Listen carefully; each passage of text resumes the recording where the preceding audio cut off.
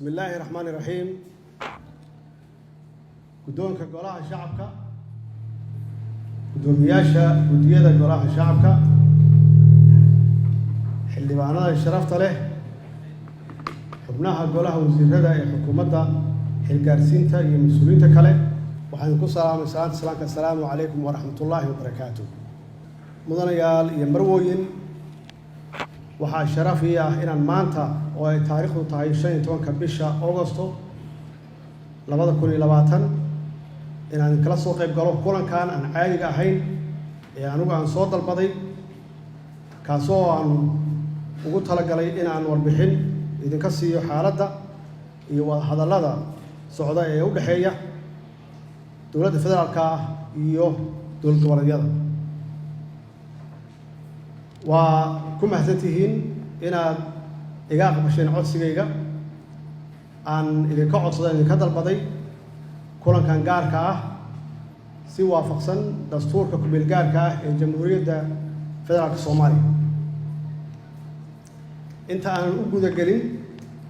warbixinta guud ee shirkii Dhuusamareeb, waxaan rabaa inaan guddoonka golaha shacabka ee xildhibaanada sharafta leh aan uga mahad celiyo shaqadii wanaagsanayd ee aad meel mariseen muddadii 3 sano iyo barka ahayd iyo howlaha baaxadaha leh ee aad suurtageliseen oo ay ugu horeeyaan shuruucda hortabinta u leh dowlad dhisidda Soomaaliya sida sharciga doorashooyinka iyo shuruucda kale. sanadkan 2020 wuxuu ku bilowday duruufo adag oo hakad geliyey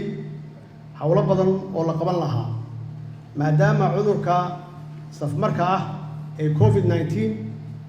uu saameeyey dhammaan caalamka iyo dunida intiisa kale.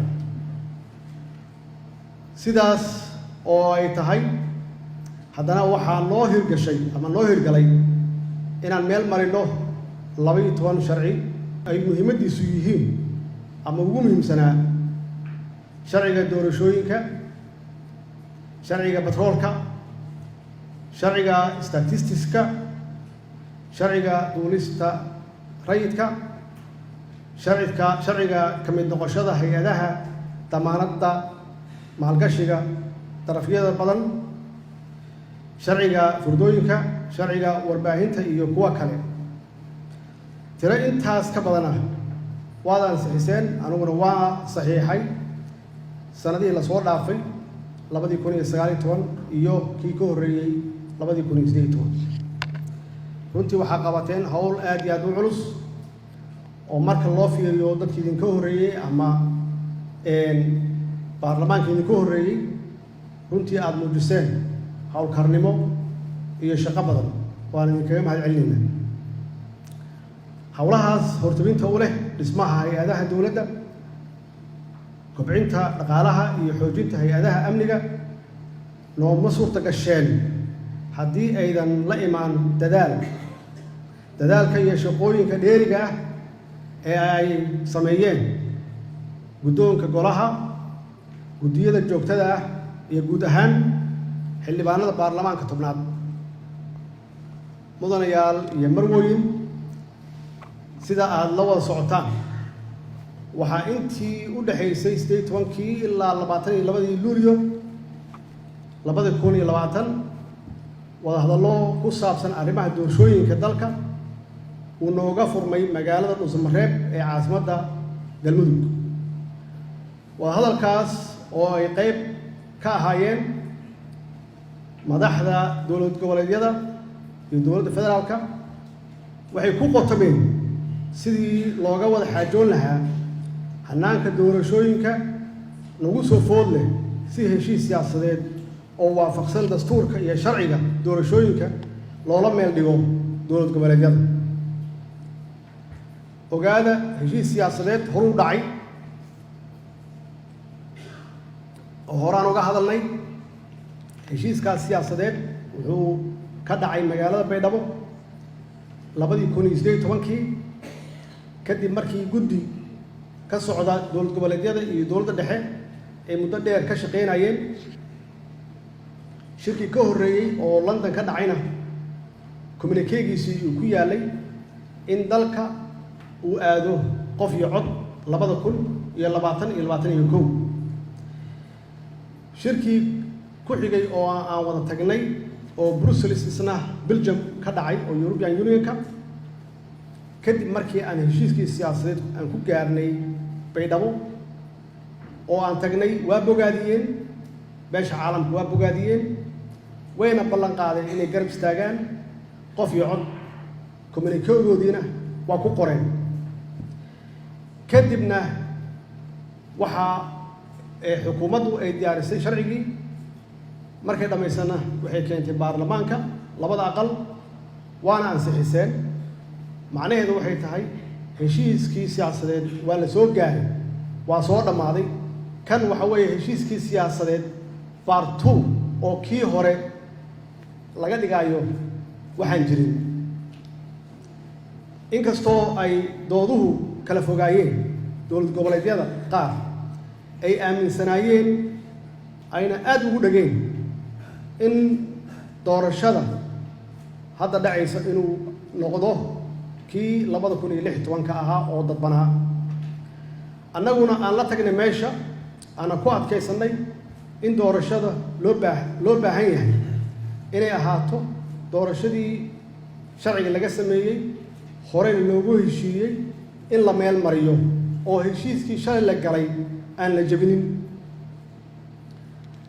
anigoo haddaba fulinaya hadalkii aan ka sheegay gunaanadkii shirkii Dhuusamareeb ee ahaa in qodobadii aan isla meel dhignay aan dib ugu soo celiyo golaha shacabka golaha shacabka oo ah aasaaska nidaamka dowladnimadeenna wax walba waxay leeyihiin aasaas sartaanan ku jirno haddii aysan jirin udub dhexaadkaan uusan jirin uusan aasaas lahayn ma dhismi karo marka dowladnimadeennu waa idinka waa golaha shacabka weyn golaha shacabka waa hay'adda ugu sarreysa ee matalaadda shacabka Soomaaliyeed oo 15 milyan ah oo aad tihiin wakiiladii shacabka Soomaaliyeed oo ay soo doorteen oo halkan u fadhiya dowlad goboleedyada go'aamadaad gaartaanna ma aha waxaad ku gaarteen shakhsiyan waxa aad rabtaan iyo magaalada Muqdisho aad joogtaan go'aamadaad gaarteen waxaad u gaarteen rabitaanka dadka aad matashaan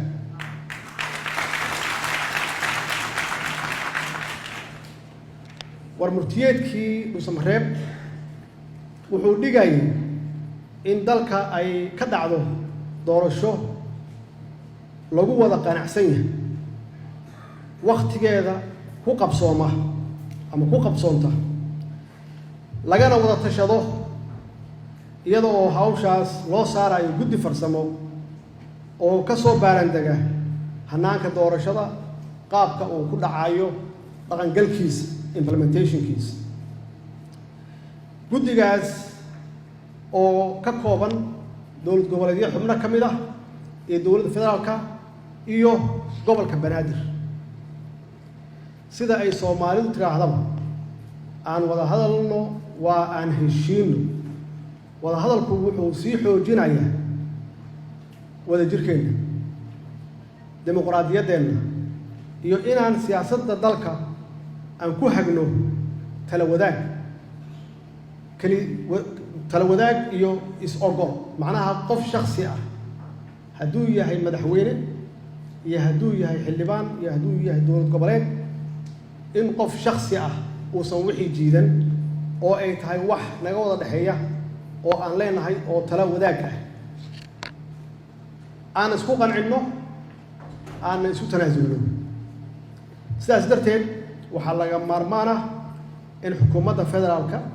iyo dowlad goboleedyadu ay mar walba wada hadlaan wada hadalku furan yahay oo aan la kala dudin la wada tashado la isqanciyo lala yimaado qorshayaal iyo go'aamo siyaasadeed oo awoodda dib ugu celinaysa shacabka Soomaaliyeed ee aad idinku matashaan taasoo sii xoojinaysa in golahan uu noqdo marjicii arrimaha masiiriga ah ee loogu soo noqonayo. mudanayaal iyo marwooyin, sidaad la socotaan maanta oo bisha 15 ah waxaa lagu balansan yahay in la isugu noqdo oo la isugu tago magaalada Dhuusamareeb si dowladda federaalka iyo dowlad goboleedyadu ay uga arrinsadaan hannaanka doorasho ee dalka lagu hagaayo, taasoo aan ku rajo weynahay inuu noqdo mid sii horumarinaya geedi socodka dimuqraadiyadeena ee dalka iyo in awoodda loo celiyo shacabka Soomaaliyeed si ay u doortaan xildhibaanadooda iyo madaxda ay rabaan inay ku aaminaan hoggaanka dalka. madaxweynaha mas'uuliyadiisa ugu horeysa waa ilaaliyaha dastuurka iyo sharciga dalka u degan, waa isagoo weli ka shaqeynaya siyaasadda, laakiin mar walbaba aasaas waxa u ah sharciga iyo dastuurka in la ilaaliyo. waxaan mar kale idin caddeynaya bacdama aad tihiin codka shacabka oo aad matashaan ummadda Soomaaliyeed ayna tahay inaan baranno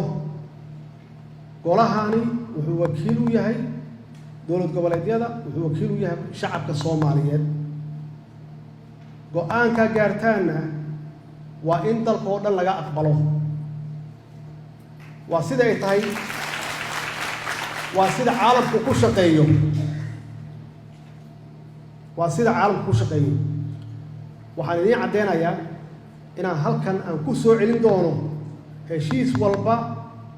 oo aan la gaarno madaxda dowlad goboleedyada si aad kaalintiina dastuuriga ah aad uga qaadataan hadduu Ilaahay yidhaahdo. waxaan mar labaad aan idinkugu hambalyeynayaa shaqooyinka aan maxaan ku yidhahdaa aad soo qabateen oo wakhtiga dheeriga ahna aad geliseen sidii loo dhammaystiri lahaa shuruucda muhiimka ah ee dalkan hor yaalla. ugu dambeyntii waxaan idinkaga mahadcelinayaa sida wanaagga leh aad ii aqbasheen oo aad ii soo dhaweyseen. waad salaaman tihiin. wasalaamu calaykum waraxmatullaahi wabarakaatu.